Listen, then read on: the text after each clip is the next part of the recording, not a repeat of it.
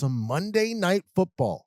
Aaron Rodgers returns to the football field for the Jets on the road against the team that he dreamed of playing for as a child, the San Francisco 49ers, at home, favored by 4.5 points. The over-under is 44. Joe Buck, Troy Aikman, Lisa Salters watching. It's still hard not to call him 12. 8 out there against the 49ers, Greg. I love this. If you're in the UK and you're listening to NFL Daily, hello, by the way. Hi.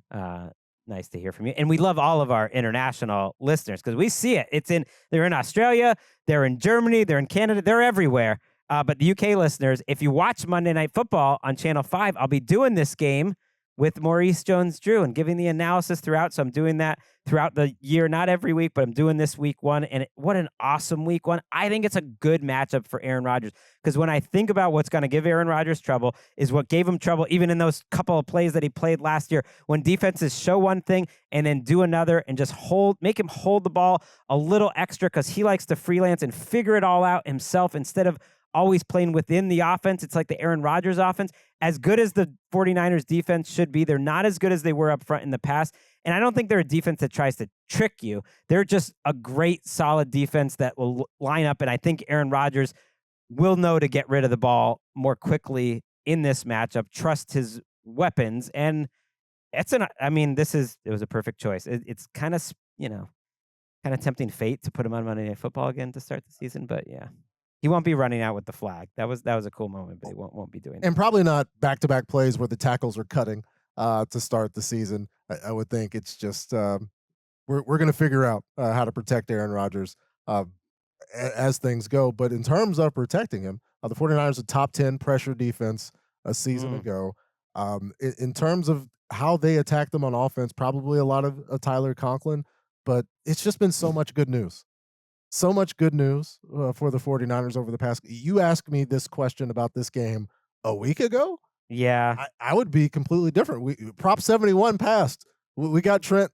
Don't be humble about it. Anyone that listened last week and heard the voice of God, Patrick Claybon, make it happen and get this California legislation through. I wish my local government was as proactive as the 49ers were getting this contract. Yeah, the whole point of Prop 71 was to get Trent Williams paid. Trent Williams' brother broke the news that he was on the way to Santa Clara to get the deal finalized, and the best player on the team, the guy that's going to the Hall of Fame, back. That makes the difference with Trent and no Trent is always significant for the 49ers. And so he's back. They're a great team, a play away from the Super Bowl. You could argue maybe a half a play away from winning the Super Bowl over the Chiefs last year. I'm Niners here.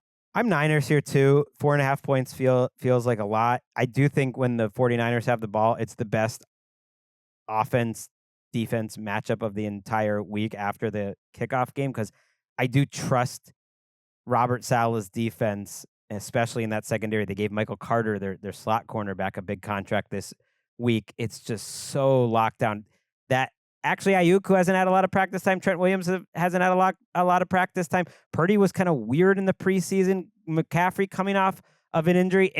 If I am a team on the 49ers schedule and it's determined 4 years ahead of time that you have to go on the road to play the 49ers, so you're on it, you're going to have to go there no matter what. This is probably the week to play them. I give the Jets defense a better chance of really slowing down a little Robert Saleh revenge game, just defensively, keeping this to a defensive game. So, yeah, I think the over-under here is 44. Yeah, I don't really feel that strong about either team in this game, but I like it to be more of a defensive game, a fun kind of old-school game on Monday Night Football.